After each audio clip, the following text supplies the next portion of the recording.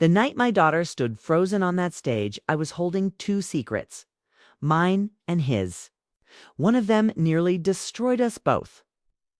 My name is Aurora Davenport, and I live the kind of life that other women pin to their vision boards. 14-room penthouse on the 53rd floor of the Sterling in downtown Seattle. A Porsche Cayenne and a Range Rover in the private garage. A husband who is on the cover of Pacific Northwest Business Quarterly 3 years running. 2 perfect children, or so everyone at Broadmoor Academy believes. I wake up every morning to a view of Elliott Bay that would make a grown man cry. Drink my $8 a cup Yirgacheffe in a Carrara marble kitchen. And pretend with everything I have that my life is exactly what it looks like from the outside. The truth is, I have been pretending for so long that some mornings, I genuinely cannot remember what my real face feels like underneath the mask. My husband is Callum Davenport, Cal. To his people, which is essentially everyone worth knowing in the Pacific Northwest Tech Corridor. He founded Crestline Digital at 31, sold a division to a venture firm in San Francisco at 36. And by 40 was the kind of man who got invited to dinners where senators picked up the tab. He is tall, square-jawed, brilliant in that cutting way that makes rooms go quiet when he walks in. And he is the most dangerous person I have ever loved. I want you to hold on to that sentence because everything, and I mean everything, that happens next makes zero sense without understanding it first. You think you know where this is going? You don't, not even close. It started with Sienna. My daughter is 14 years old, and she has a voice that comes from somewhere I cannot explain.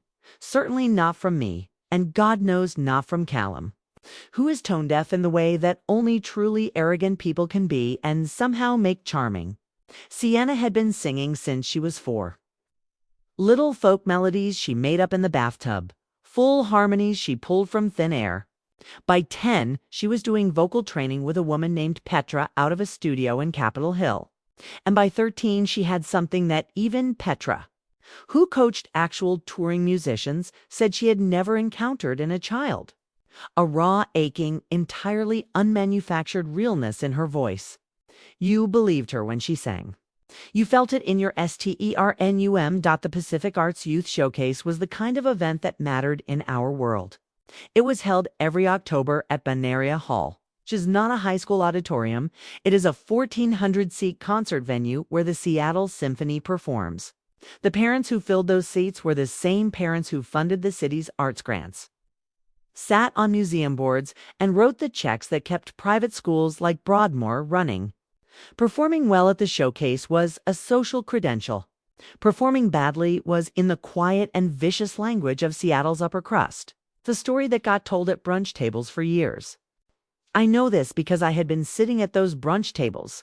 I know exactly how the stories get told, and I know exactly who tells them. Callum did not want Sienna to perform. He never said it in plain English. That was not his style.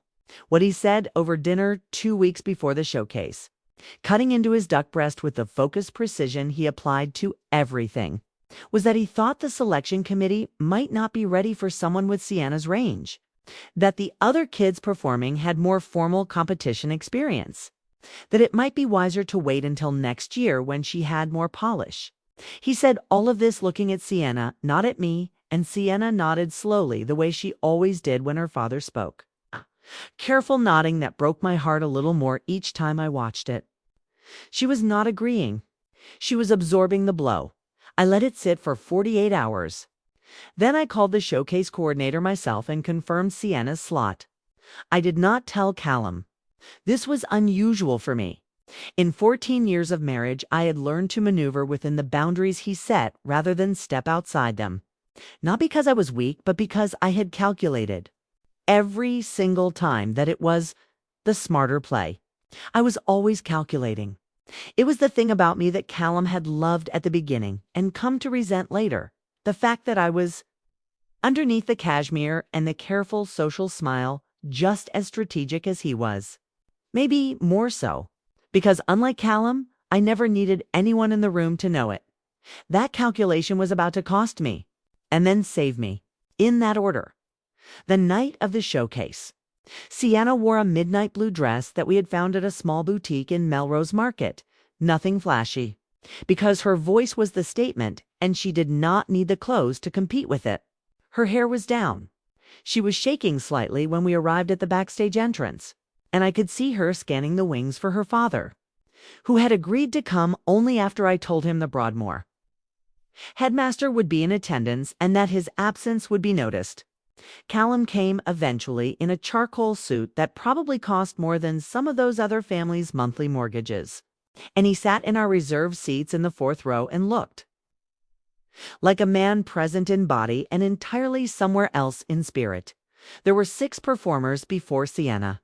2 violin pieces, a contemporary dance duo, a boy soprano who was genuinely excellent, a short original play by a junior who clearly had a future in theater, and a pianist who played Chopin with the kind of technical accuracy that is impressive but leaves you feeling nothing.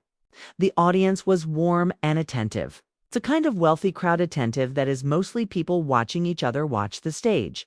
I sat next to Callum, our arms not touching, my clutch on my lap, my spine straight. And I smiled at each performance and applauded at the right moments and kept one eye on the wings where I could just barely see Sienna waiting. Then the program coordinator walked to the microphone, and something shifted in the room. She did not introduce Sienna right away. There was a brief pause, the kind of technical pause that makes an audience murmur. And in that murmur, I heard something from the row behind us. 2 women whose voices I recognized from the Broadmoor fundraising committee. Low and amused and deliberately just loud enough. I heard the Davenport girl has never done a real competition, one of them said. And then the other with the particular cruelty that Seattle's elite have perfected, the kind that sounds almost like concern. You can't sing, sweetheart. Don't embarrass us. It was not aimed at Sienna. Sienna could not hear it from the wings. It was aimed at me. I am certain of it. And I am certain of who put that idea in their heads. Sienna walked out from the wings into the stage light, and the room stilled the way rooms do when someone's presence demands it even before they've done anything. She was 14 and terrified and magnificent, and she walked to the microphone stand and adjusted it, and looked out into the audience, and I saw the exact moment she found my face. She froze. Not a dramatic freeze, not a movie freeze, just a stillness, a sudden emptying of certainty. Like a person standing at the edge of something very high and looking down for the first time. The room waited. I felt Callum shift in his seat beside me, and I reached out. I don't even know if I decided to do it. I think my body just did it on its own, and I found her hand in the dark, though she was 60 feet away and I was in my seat. I couldn't reach her hand, but I caught her eyes and I mouthed it just 2 words. Go on. She opened her mouth. And before a single note could leave her, a man in the audience stood up. He was seated in the 8th row, on the aisle, and he was on his feet before the sound even started. One arm raised, his voice carrying over the murmur of the crowd with the kind of authority that stops a room cold. Wait, he said. Wait, that's my song. The hall went electric. I felt it like a current through the seat cushion. People turned. The program coordinator looked toward the wings. Sienna stood at the microphone with her hands at her sides, expression perfectly unreadable. And the 4 judges at the long table to the left of the stage, all 4 of them pushed back their chairs in unison and stood. The man was Ridley Foss. I knew his name. The way you know the names of people who exist just at the edge of your world. A composer, mid-40s, known in Seattle's music community, had written pieces for the Northwest Chamber Orchestra. I had met him once at a gallery opening in Pioneer Square, briefly. It's a handshake and a name exchange over glasses of Willamette Valley Pinot. Callum knew him better than I did. I did not fully understand how much better until that moment, standing in the charged silence of Benaroya Hall, when I watched my husband's face go the color of old wax. Callum Davenport was terrified. And Callum Davenport was never terrified of anything. So whatever Ridley Foss was about to say, it was going to change everything. The judges conferred. The program coordinator came to the microphone. and asked the audience for patience and asked Mr. Foss to please come to the stage. He walked down the aisle with the unhurried movement of a man who has already won the argument. Shoulders loose, chin level, hands in the pockets of a jacket that was expensive but not flashy. The jacket of a creative person who had enough money but did not need to prove it. Sienna still had not moved. I looked at her and I thought, she is the bravest person in this building. She had not run. She had not cried. She stood at that microphone like it was the only solid thing in the room. Ridley Foss stood at the edge of the stage and looked at the judges and said, at a volume that carried to the back of the hall because the acoustics at Benaroya are extraordinary. The composition this young woman is about to perform, I wrote it. 3 years ago, it was never published. It was never recorded. The only people who have ever heard it are in this room right now. And one of them is not that girl. He paused. He looked out at the audience and his gaze moved across the rows with a slow deliberateness until it landed on Callum. Someone stole it, he said. And I think we all deserve to know who. The room exploded. Not into chaos, into that particular upper-class explosion that sounds like the controlled roar of a pressure valve releasing. All those contained voices suddenly unable to contain themselves. The rustle and murmur of 1,400 people recalibrating everything they thought they knew about this evening. The judges sat back down. The program coordinator stepped back from the microphone with the expression of a person who had prepared extensively for a cultural event and had absolutely not prepared for a crime. And Callum Davenport sat in the 4th row and did not move and did not speak and did not look at me. And in the stillness of his not looking, I understood. With a clarity that felt like cold water over the entire surface of my skin, that my husband had known this song, had known this composer, and had given our daughter stolen work. But why? That was the question that would keep me awake for the next 72 hours. Because Callum Davenport did not make impulsive mistakes. He made calculated ones. Everything he did had a reason. And the reason, when I finally found it, was so much worse than theft. Security came. Discreet Benaroya security in dark jackets who materialized from the sides of the hall the way security at upscale venues does, seemingly from nowhere, and gently, professionally contained at the moment. Ridley Foss was asked to step to a side room. The judges conferred again. Sienna finally moved. She walked to the side of the stage where one of the performance coordinators met her.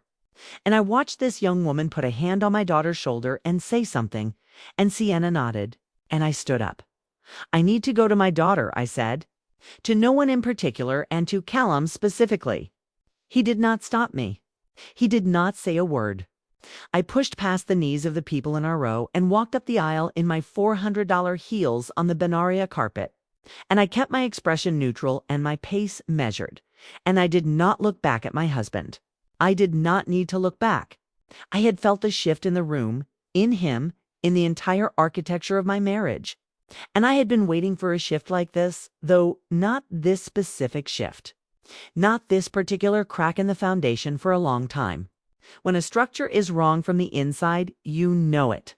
You feel it in the walls. You just keep painting over it and telling yourself it is holding my marriage had not been holding for 3 years. And Ridley Foss's stolen song was not the reason. It was just the thing that finally made me stop painting. Sienna was in a narrow corridor behind the stage, sitting on a folding chair with a bottle of water that someone had pressed into her hands. And she looked up when I came through the door and said quietly, "Mom." I didn't know. I sat down next to her on the cold floor, forget the dress, and put my arms around her and said, "No, baby. I know, and I did know. Sienna would never knowingly use someone else's work. She had been given the song by her father, who had told her he had commissioned it specifically for her.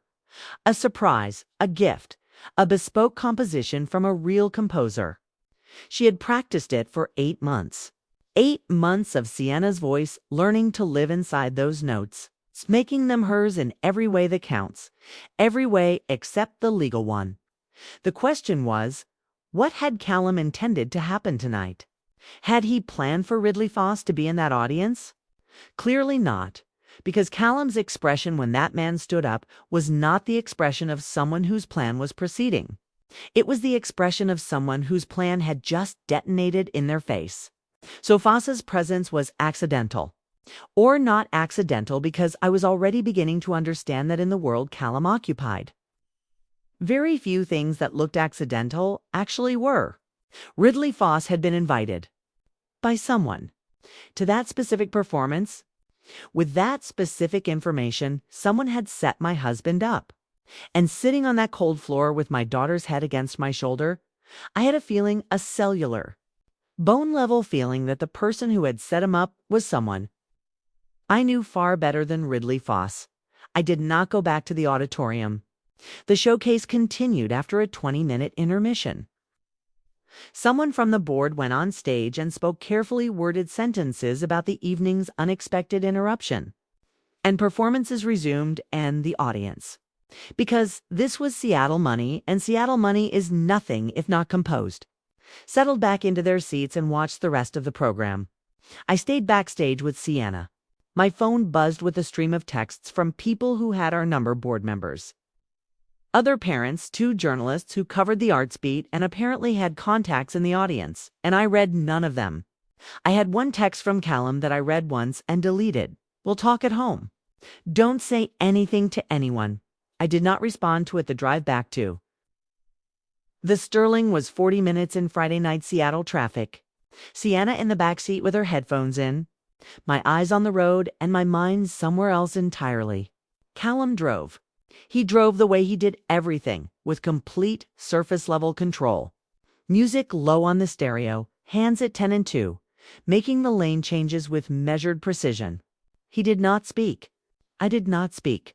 When we got home, Sienna went straight to her room without being asked.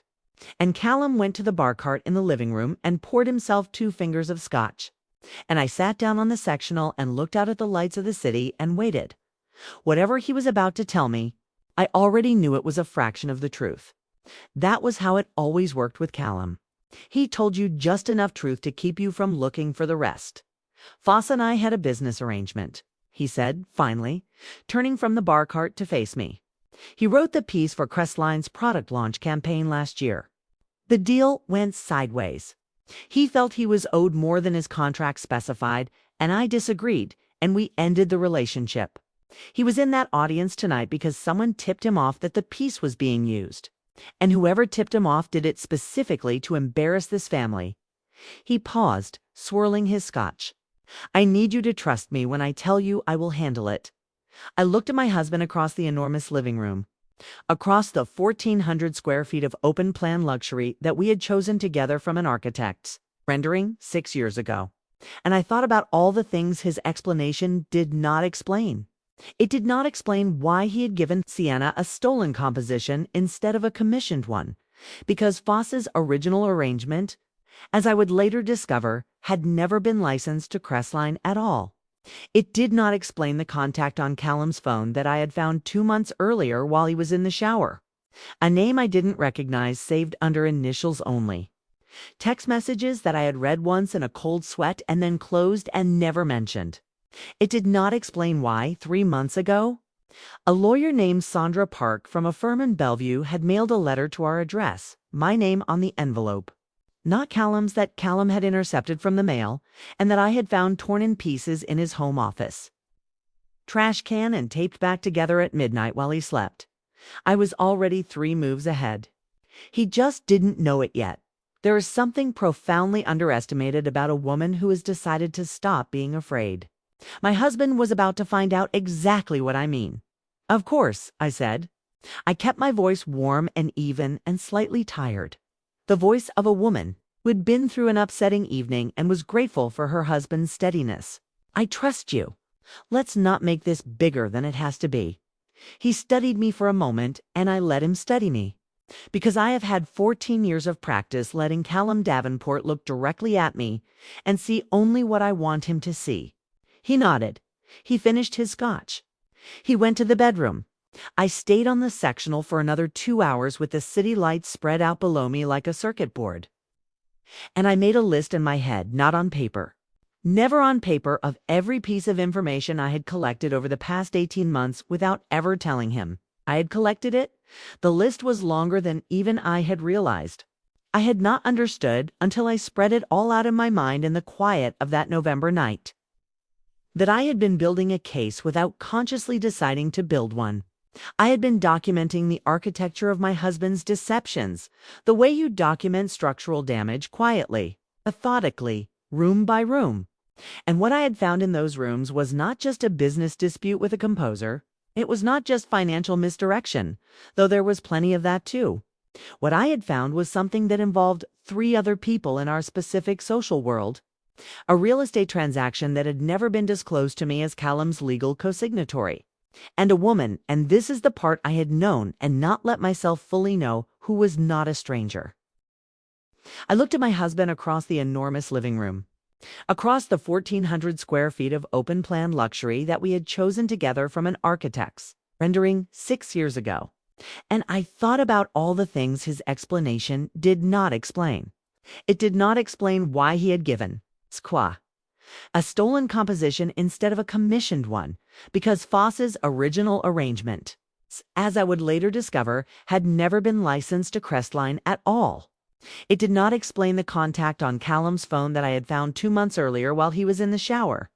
A name I didn't recognize, saved under initials only. Text messages that I had read once in a cold sweat and then closed and never mentioned.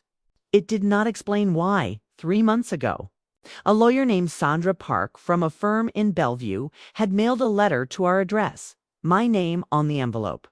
Not Callum's, that Callum had intercepted from the mail and that I had found torn in pieces in his home office, trash can and taped back together at midnight while he slept. I was already 3 moves ahead. He just didn't know it yet. There is something profoundly underestimated about a woman who has decided to stop being afraid. My husband was about to find out exactly what I mean. Of course, I said. I kept my voice warm and even and slightly tired, the voice of a woman who'd been through an upsetting evening and was grateful for her husband's steadiness. I trust you. Let's not make this bigger than it has to be. He studied me for a moment, and I let him study me. Because I have had 14 years of practice letting Callum Davenport look directly at me and see only what I want him to see. He nodded. He finished his scotch. He went to the bedroom. I stayed on the sectional for another 2 hours with the city lights spread out below me like a circuit board. And I made a list in my head, not on paper. Never on paper, of every piece of information I had collected over the past 18 months without ever telling him. If I had collected it, the list was longer than even I had realized. I had not understood until I spread it all out in my mind in the quiet of that November night. That I had been building a case without consciously deciding to build one. I had been documenting the architecture of my husband's deceptions, the way you document structural damage quietly, methodically, room by room. And what I had found in those rooms was not just a business dispute with a composer. And it was not just financial misdirection, though there was plenty of that too. What I had found was something that involved 3 other people in our specific social world. A real estate transaction that had never been disclosed to me as Callum's legal co-signatory. And a woman, and this is the part I had known and not let myself fully know. It was not a stranger. She was someone I had dinner with regularly. Someone who sat on the same school committee I sat on. Someone who had hugged me at a charity gala 4 months ago and told me how wonderful it was that Callum and I were one of the last real marriages left in Seattle. I had smiled and said thank you, because that is what you do when you are still deciding exactly how and when. And in what order you are going to burn the whole thing down. The day after the showcase, the story hit 3 local outlets and 1 national arts blog. Plagiarism Scandal Rocks Seattle Youth Arts Event. The articles were careful, as Seattle journalism tends to be when the families involved are prominent, full of alleged and reportedly and sources. Close to the situation, but the gist was clear. A piece performed by a student at Broadmoor Academy appeared to be composed by Ridley Foss, who had appeared at the event and publicly contested its use. The Davenport name was in the 4th paragraph of most articles. In one, it was the 2nd sentence. I made coffee and read every version at the kitchen island. And when Callum came downstairs and saw the look on my face, he immediately began managing me. That is the word I have always used internally for what? Callum does when a situation requires containment. Managing. He managed Sienna by telling her that this was an adult misunderstanding that had nothing to do with her talent. He managed the Broadmoor headmaster with a phone call that I was not supposed to hear but did, standing in the hallway outside his office door. That involved a very specific number that the school's capital campaign happened to need. He managed the Crestline communications team with a brief statement, attributing the confusion to a licensing error that was being resolved through appropriate legal channels. And he managed me with what he clearly believed was his most effective tool: absolute certainty. Delivered in a calm voice. What Callum had never understood in 14 years was that I had stopped being manageable a long time ago. I had simply been strategic about when to show him. On Monday morning, while Callum was in back-to-back calls at Crestline's South Lake Union office, I drove to Bellevue and walked into the offices of Park & Associates Legal Counsel and told the receptionist that I was Aurora. Davenport and I did not have an appointment, but I needed 15 minutes. With Sandra Park, I waited in a chair near the window with a view of the 405 interchange, and I watched the light change on the water below, and I thought about Sienna, and I thought about my son Eli, who was 11 and who worshipped his father, and I thought about what I was about to find out and whether I was ready for the weight of it. The letter that Callum had intercepted and torn into pieces had contained 2 sentences that I had been able to reconstruct from the fragments. The first sentence referred to documents that had been submitted on my behalf. The second sentence contained a case number. I had written that case number on the inside of my wrist that midnight in tiny pen strokes and washed it off before morning, canted it to memory. I gave that case number to Sandra Park's receptionist along with my name. I was kept waiting for 4 minutes. Then the door to the interior opened and a compact, sharply dressed Korean-American woman in her early 50s came out and looked at me with an expression that was equal parts professional caution and something that might have been relief, and said, "Mrs. Davenport, I've been hoping you'd find your way here." And just like that, the story I thought I was living. The story about a stolen song and a bad business deal and a husband who cut corners, cracked open. What was underneath it was so much larger and so much darker. And it had my name on it in ways I had not yet begun to understand. "Your husband," Sandra Park said, her office door closed, her voice measured, "has been operating a secondary financial structure through Crestline Digital for approximately 4 years. It involves the commingling of investor funds and personal accounts, a shell company registered in Delaware under a name you may recognize, and 2 real estate acquisitions in your name, your signature. Not his, that you did not authorize." She slid a folder across her desk toward me. "I need you to confirm that you did not sign these documents. Because if you didn't, Mrs. Davenport, you are not just a wronged wife. You are a victim of fraud. And potentially, and I need you to hear this very clearly, you are a named party in a federal investigation that has been ongoing for 14 months.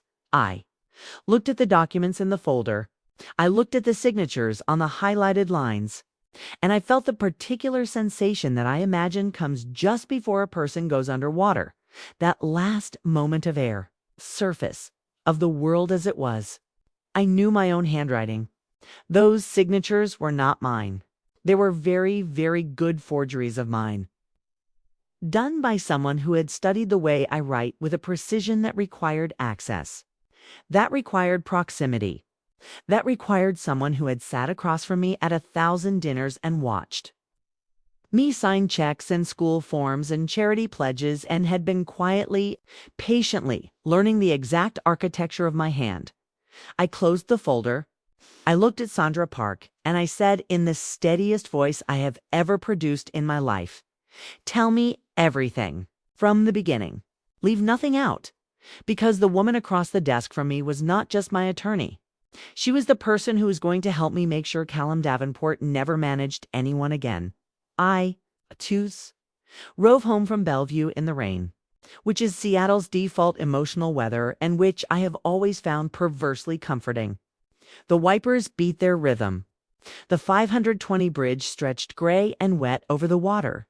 I passed a food truck parked outside a gas station with a hand-lettered sign that said, "Best breakfast in the Pacific Northwest," and I started laughing, really laughing. The kind that comes from somewhere deep and slightly unhinged, because nothing in my life at that moment was the best anything. And yet I felt, for the first time in 3 years, something that I can only describe as clean, like I had finally stopped holding my breath. I had 3 weeks. That was what Sandra Park gave me. 3 weeks before the federal timeline required certain disclosures that would force a sequence of events that I could not control once they started. 3 weeks to get my children protected, my financial position documented, and my evidence assembled. 3 weeks to make moves at Callum, who believed he was still the only chess player in the room. Would not see coming until the board had already been flipped. The rest of part 1 I spent preparing, quietly, methodically, with the specific focus that I had learned to deploy in a former life, before Callum, before the penthouse, before I became Aurora Davenport of Broadmoor Academy and the Sterling and the Porsche Cayenne. I had a graduate degree in finance from Georgetown that most people in our social circle did not know about, because Callum preferred to introduce me as his wife, not as the woman with the sharpest eye for a balance sheet in the room. I had kept up my CFA certification quietly, citing personal interest when asked, and I had, over 18 months of careful and invisible work, built a secondary understanding of every entity that bore any connection to Crestline Digital and the people who moved money through it. There were 4 people in Callum's inner orbit whose names appeared repeatedly across the documents I had quietly photographed, the accounts I had carefully monitored, the shell company filings I had accessed through public records requests, filed under a name that was not mine. There was Rennick Cole, Callum's college roommate and current Crestline board member. There was Philippa Haas, the woman who ran the family foundation that bore our name and who had her own reasons for keeping Callum's trust. There was a man named Bauer Strand, who ran a commercial real estate firm in Tacoma and whose firm had purchased both properties that bore my forged signature. And there was, and here is where the story gets personal enough to take your breath away, there was Vanessa Lord, my best friend. The woman who told me at that gala that ours was one of the last real marriages left in Seattle. The woman who held my hand at my mother's funeral 2 years ago. The woman whose daughter is Sienna's closest friend at Broadmoor. I need you to hold that name, because Vanessa Lord is the reason part 2 begins the way it does. And by the time this story ends, you will understand exactly what kind of real a marriage can be, and exactly what the price of finding out truly is. End of part 1.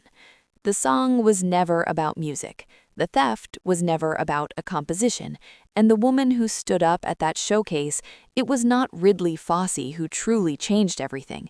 It was the woman who had been sitting in the 4th row all along, smiling, waiting, and finally, ready to sing. They made one mistake. They forgot that the woman pouring the wine had been reading the label the whole time. 3 weeks is not a long time to dismantle a life. It is, however, exactly long enough to rebuild one, if you know what you're doing and you refuse to be rushed. I want to tell you what those 21 days looked like from the inside, because the outside looked completely normal, and that was entirely the point. Aurora Davenport continued to appear at Broadmoor Pickup in the Range Rover. She continued to attend the monthly Pacific Arts Board meeting, where the showcase unpleasantness was addressed with institutional delicacy, and Ridley Fossey's claims were described as pending legal review. She continued to host Vanessa Lord for coffee every Thursday morning in the Carrara Marble Kitchen, listening to Vanessa talk about her own daughter's upcoming winter recital with an attentiveness that could not be distinguished from genuine care. She was present, she was warm, she was, to all appearances, a woman weathering a minor family crisis with admirable grace. What she was actually doing every night after Callum fell asleep in the master bedroom of the penthouse they shared was sitting in the walk-in closet on a cashmere ottoman with her laptop and a pair of earbuds and working with a focused, airless intensity that she had not felt since her Georgetown thesis. She had created an encrypted drive. She had organized her evidence into 17 folders with names that would mean nothing to anyone who stumbled across them. She had a burner phone purchased with cash at a Walgreens in the International District. And she had been talking, nightly, with Sandra Park and with a forensic accountant named Theo Wyatt, who worked out of a quiet firm in Kirkland, and who, upon reviewing the first tranche of documents Aurora provided, had said in a flat, careful voice, "Mrs. Davenport, your husband has been doing this for considerably longer than 4 years." That was day 4. By day 4, I already knew that the person I had married was a fiction. What I had not yet fully established was how many people had helped him write it. Vanessa Lord had met Callum Davenport 11 years ago, before she met her own husband, before she and I became the kind of friends who use each other's kitchens and share child-rearing philosophies and hold each other's hands at memorial services. She had worked briefly as a marketing consultant for an early Crestline project, a fact she had disclosed to me once, casually, years before, in the way that people disclose things they believe are entirely irrelevant because they have already decided what counts as relevant. She had left the project within a year. She had married Forrest Lord, a cardiologist, and moved with him into a craftsman in Madison Park, and become, according to every social metric available, a pillar of exactly the world she and I both inhabited. What I had not known until the Thursday morning of week 2, when I sat across from Vanessa in my kitchen with our matching ceramic mugs and the Elliott Bay spread out silver and pale behind her, was that she had never really left. Vanessa's name appeared in the Delaware Shell Company's founding documents as a secondary officer, a title so quietly buried in the administrative structure that it would have required exactly the kind of forensic attention that ordinary people do not apply to their close friendships. She was not a named beneficiary. She was not receiving direct payment. What she had, as best as Theo Wyatt could reconstruct it, was a different kind of arrangement, the kind that gets traded not in dollars, but in information, in access, in the careful management of a narrative. She knew. She had always known, and she had positioned herself with extraordinary patience and social skill as the person closest to me, while Callum did what he did. She was not just his accomplice, she was his insurance policy, and I was the risk she was there to manage. I want to tell you that I felt rage in that moment. I want to tell you it was explosive and cinematic, the kind of betrayal that knocks you backward. It wasn't. It was quiet. It was the quietest thing I have ever experienced, sitting in my kitchen on a Thursday morning, watching Vanessa describe her daughter's upcoming recital with the specific energy of a woman who has nothing to hide, and knowing, in my body, in the fine bones of my hands wrapped around my ceramic mug, that every single coffee we had shared over 7 years had been a performance, that her care was a costume, that her friendship was a surveillance operation, and feeling, underneath the quiet, something cold and specific and useful, the particular clarity that comes when you stop being surprised. I did not let it show. That has always been my gift. Callum thought it was a limitation, that I was too composed, too contained, too buttoned up, which was the word he used once during an argument about emotional availability, with the particular contempt of a man who has never had to learn what real control costs. He was wrong. Composure is not limitation. Composure is the thing you develop when you understand that the person watching you does not deserve to see your real face. Vanessa watched me. She'd been watching me for 7 years. I gave her nothing, but I started giving her just enough, and that is an entirely different thing. On day 15, I made a mistake, or what looked like a mistake to anyone watching. I left my personal laptop open on the kitchen island, not the encrypted laptop, the regular one, my everyday machine, with a browser window showing a flight search for one-way tickets from Seattle to London. I went to the bathroom. I was gone for 4 minutes. When I came back, the laptop was exactly as I had left it, and Vanessa, who had stopped by unannounced to drop off a book she had borrowed, was standing near the island with her phone out, ostensibly texting. "You thinking about traveling?" she said, nodding at the screen, her voice light and curious. "Just looking at options," I said. "Cal and I need some distance from this whole situation." She nodded with exactly the right amount of sympathy, and I closed the laptop and offered her coffee, and we talked for 40 minutes about completely unrelated things. Within 24 hours, Callum called from the office and very carefully mentioned that he'd heard a rumor I was looking at international travel. He framed it as concern. "You're not planning anything drastic, are you, babe?" The endearment was deliberate. He only used it when he was nervous. "Of course not," I said. "I just needed some air. I was browsing." A pause. "Good," he said. "We need to all be here right now, together." Which meant, do not leave before I've figured out how to contain this situation. Which meant Vanessa had reported exactly what I intended for her to report. Which meant the information channel between my best friend and my husband was exactly as live and operational as I had suspected. Good. Let it be live. I had very specific things I wanted transmitted through it. Day 17 was the day Sandra Park filed the protective motion. It was a sealed filing, which meant Callum would not know about it until the moment it became relevant, and it established a formal legal record of the forged signatures and my status as a defrauded party rather than a complicit one. Theo Wyatt submitted his forensic report to the federal contact Sandra had been liaising with for the past several weeks, a woman in the Seattle field office whose name I never learned, but whose professionalism I trusted entirely on the basis of Sandra's assessment. I had, by this point, provided every document, every photograph, every recorded phone call, all legal, all within the state's single-party consent framework that constituted the case. I had provided Rennick Cole's name and the paper trail connecting him. I had provided Bauer Strand's firm and the property documents. I had provided the shell company details. And I had, very carefully, provided Vanessa Lord's name and her role in the secondary officer structure. Not because I wanted Vanessa in federal trouble, because I wanted her to have a reason to cooperate with investigators rather than protect Callum. There's a difference between destroying someone and making sure they choose the right side. I am interested in justice.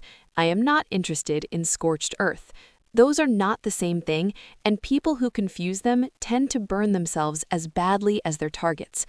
I had not come this far to become someone I didn't recognize, but I had absolutely come this far to make sure the right people answered for what they did. The night before day 21, the deadline Sandra had given me, I sat in the walk-in closet on the cashmere ottoman and I called my mother's sister, Aunt Claudette, who lives in a Craftsman in Bozeman and who is the only person in my life who has known every version of me. And I said, "It's almost time." She said, "You ready?" I thought about Sienna, who had gone back to school with her head high and had not once, in 3 weeks, asked me what was going to happen. I thought about Eli, who at 11 had started coming into the kitchen in the mornings to stand next to me while I made coffee, not saying anything, just standing there, close, the way children do when they sense something shifting in the tectonic plates of their world and don't have words for it yet, but know that proximity is a form of safety. I thought about the view from the 53rd floor, the city lights like a circuit board, and I thought about the penthouse in Bozeman that Claudette had already found for me, which was not a penthouse at all, but a 2-bedroom with a mountain view that cost 1/7 of what we paid every month in condo fees. And I thought, yes. I said, I'm ready. Day 21 arrived on a Wednesday, which is the least dramatic day of the week and therefore, I have always believed, the most honest one. Nothing significant is supposed to happen on a Wednesday. That is exactly why I chose it. I had Eli and Sienna at school by 8:15. I was back at the Sterling by 8:40. Callum was in the home office, where he spent the first 2 hours of most mornings before heading to South Lake Union, and I could hear the low cadence of his voice through the door, the particular rhythm of a man running a call who does not want to be disturbed. I made coffee. I sat at the kitchen island.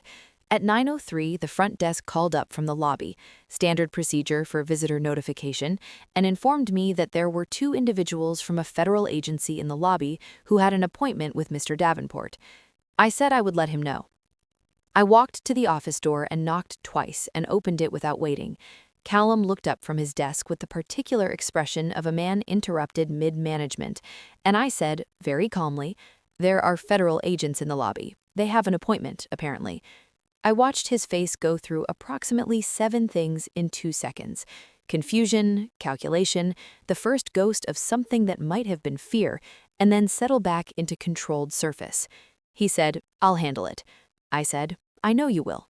And I went back to the kitchen and poured my coffee and looked out at the bay. In 8 minutes, everything Callum Davenport had built on other people's names and other people's silence was going to walk through the front door of the life he had constructed. And I was going to be exactly where I had always been, at the center of it, except that this time I was standing on my own ground. I will not give you the procedural details of what happened in that penthouse over the following 3 hours, because the law is not cinematic and it does not particularly care about narrative satisfaction. What I will tell you is that Callum was not arrested that morning. Federal white-collar cases do not work that way, and his attorneys, whom he called within 30 seconds of the agent's arrival, were extremely competent. What happened that morning was the delivery of a target letter and a formal interview request. And what happened in the weeks following that morning was a process that ground forward with the impersonal precision of institutional machinery doing exactly what it is designed to do. Rennick Cole cooperated within 10 days. Bauer Strand's firm settled a civil fraud action 3 weeks later. The Delaware Shell Company was dissolved by court order. And Vanessa Lord, giving the opportunity to provide a full accounting of her role in exchange for non-prosecution of the secondary officer liability, sat in a room with federal investigators and told them everything. I know this because Sandra Park told me. I know this because later, much later, after the dust had settled into the particular gray residue that all collapses leave behind, I received a letter from Vanessa. Handwritten, 3 pages. I read it twice and I put it in a drawer. And I have not read it again. Some things you can acknowledge without needing to carry. What about Ridley Fosse? Yes, I know you have been waiting for that. Ridley Fosse had not been in that audience by accident. He had received an anonymous tip 7 days before the showcase from a disposable email address directing him to the program schedule and identifying the composition his work had been transformed into. The anonymous tipster provided him with enough technical detail about the arrangement that there was no question of the provenance. He had come to Benaroya Hall already knowing what he would find. He had stood up in that audience, fully prepared to do what he did. And he had done it not only for himself, but, this is the part that hit me like a fist when I learned it, he had done it because someone had told him that if he didn't, the girl performing that night would carry the weight of a stolen work on her name for years, because the family she belonged to had the resources to make the narrative go any direction they wanted. Someone had protected my daughter. Someone had made sure that the theft became public, became a record, became something that could not be quietly resolved with a check to Fosse and a controlled narrative from Crestline's communications team.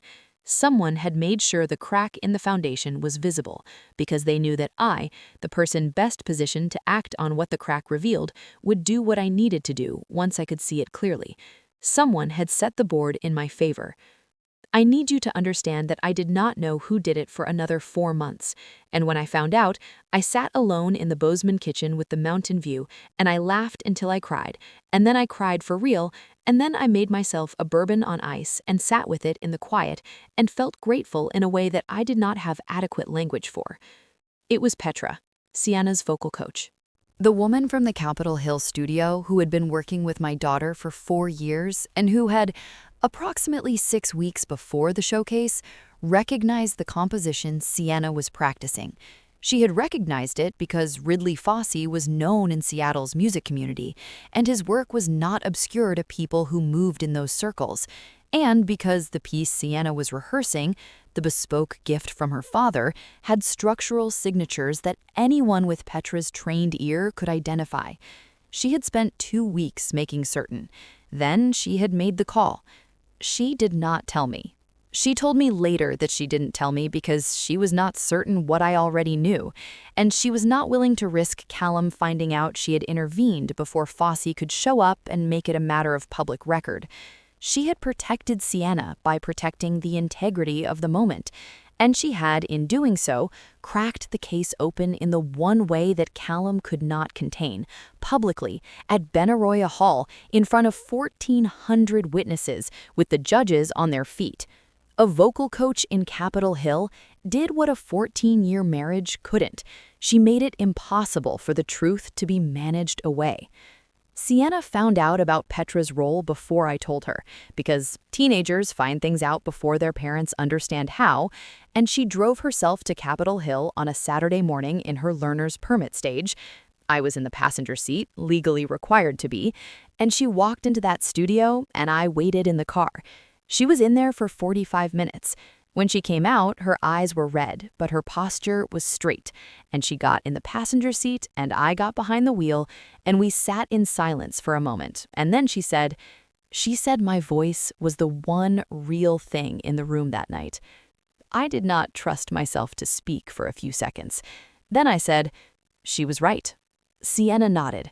We drove home through Capitol Hill in the November drizzle, and the city looked washed and clean and ordinary. And I thought, this is what justice feels like. Not a courtroom, not a verdict. This moment, this girl. Callum Davenport accepted a plea arrangement 8 months after that Wednesday morning.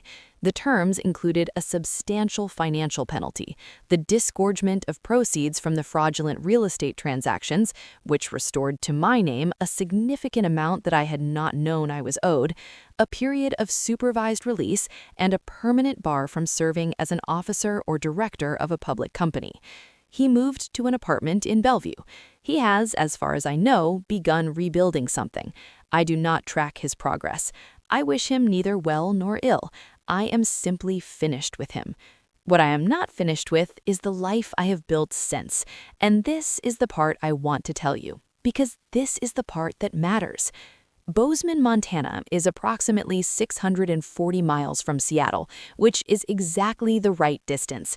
The 2-bedroom with the mountain view became a 3-bedroom when I found a Craftsman rental that had a studio space at the back with good light and good acoustics.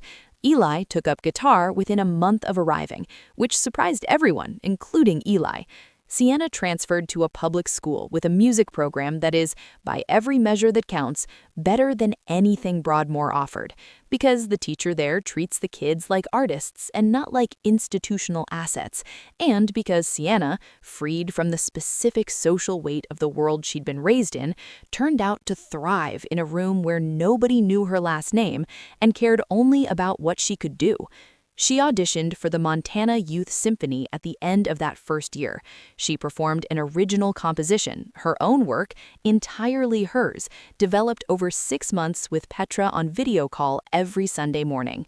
She stood at the microphone in a community arts center in downtown Bozeman, not Benaroya Hall, nothing is grand, fluorescent lights and folding chairs, and parents with phones held horizontally, and she opened her mouth and sang, and there were no interruptions, there was no frozen stillness, there was just my daughter's voice filling a room, and the specific silence of a room being held by it, and then the kind of applause that happens when people have forgotten they're at a formal event and are just reacting as human beings. She got in, first chair. But that is not the point. The point is what she said afterward. We were in the parking lot, the evening going purple around the mountains, and Sienna was eating a granola bar because she had been too nervous to eat before the audition, and I said, "How do you feel?" And she chewed for a moment and looked at the mountains and said, "Like I'm finally singing my own song." I did not have anything to add to that. I just put my arm around her, and we stood there in the parking lot while Eli complained that the audition had taken forever and he was starving, and I laughed, and we drove to a diner and ate hamburgers and split a slice of huckleberry pie 4 ways, Aunt Claudette was with us, and talked about nothing important for an hour. There is a particular luxury that nobody puts on a vision board. It is not square footage or Carrara marble or a view of Elliott Bay from the 53rd floor. It is the luxury of a dinner table where nobody is managing anyone, where every person at the table is who they actually are, where the conversation is not a performance and the laughter is not strategic, and the silence, when it falls, is comfortable rather than loaded. I had that in a diner in Bozeman on a purple evening in late spring with my children and my aunt and a slice of huckleberry pie. I had it, and I knew I had it, and I did not take a photo of it for anyone. Some things you keep for yourself, the best things, usually. Rennick Cole lost his board seat and his standing in the Pacific Northwest business community with the quiet totality that social worlds reserve for people who get caught, rather than people who are wrong. Bowerstrand's firm restructured under new leadership. Philippa Haas stepped down from the Davenport Family Foundation, which was subsequently renamed at my legal direction, and redirected toward arts education programs for public school students in King County. Ridley Fossey received full credit for his composition, a public acknowledgement from the Arts Board, and a licensing settlement from Crestline's successor entity that covered years of damages. He also released the piece commercially, finally, under his own name. It did well. I listened to it once, driving through the Bitterroot Valley on a road I had found by accident, and loved immediately. It is a beautiful piece of music. Sienna was right to want to sing it. The difference was that it was never hers to take. The difference matters. That is the whole point of the difference. I have been asked more than once whether I am angry, whether I feel robbed of 14 years, whether I think about what I would do differently if I could go back. Here is the honest answer. I do not spend time in that question. The years were mine. The children are extraordinary. The education I received in my own marriage about power, about patience, about the specific and underestimated danger of a woman who has been quietly paying attention is not something a classroom could have provided. And the person I am at this kitchen table in Bozeman, with the mountain light coming through the window and the coffee made exactly the way I like it, is someone I recognize, someone I like, someone I am glad to be, even accounting for the cost. There is a lesson in this story, not the one about fraud, though fraud matters, not the one about loyalty, though what Vanessa did will always be what it was.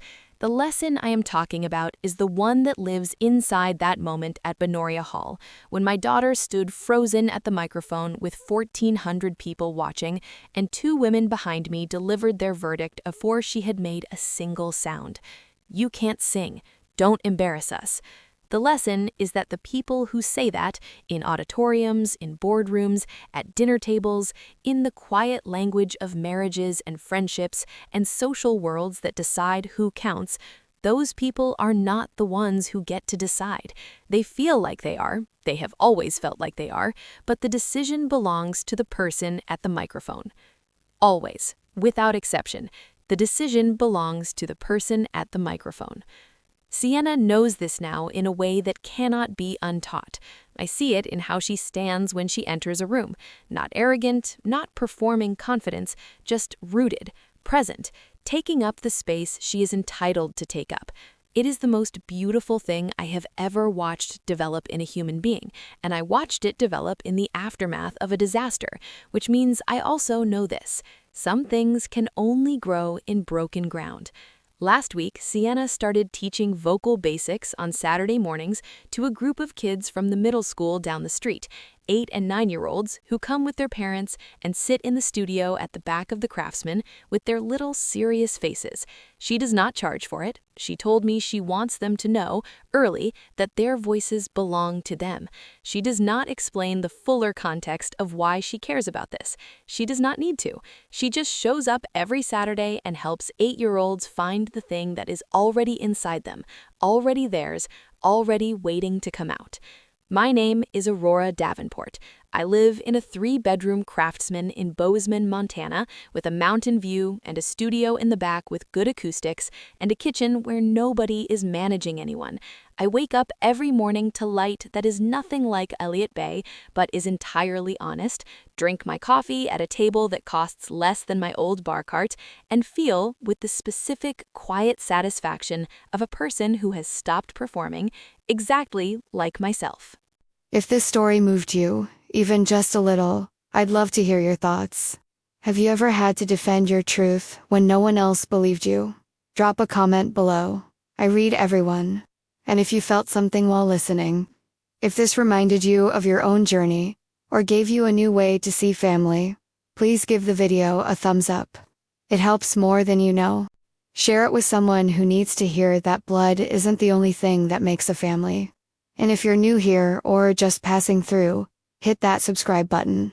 I've got more stories coming, real ones, raw ones about love, identity, motherhood, healing, and the messy, beautiful ways life surprises us. Thanks for watching, and remember, truth is never something to be ashamed of.